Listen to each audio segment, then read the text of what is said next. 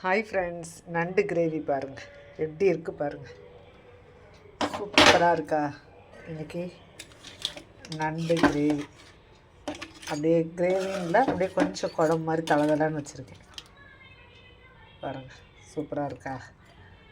கொஞ்சம் நாளைக்கு கொஞ்சம் வத்திடும், அதனால சரி கொஞ்சம் நல்லா ரைஸுக்கு ஊற்றிக்கிற மாதிரி அப்படியே கிரேவியாக வச்சுருக்கேன். சூப்பராக இருக்கா.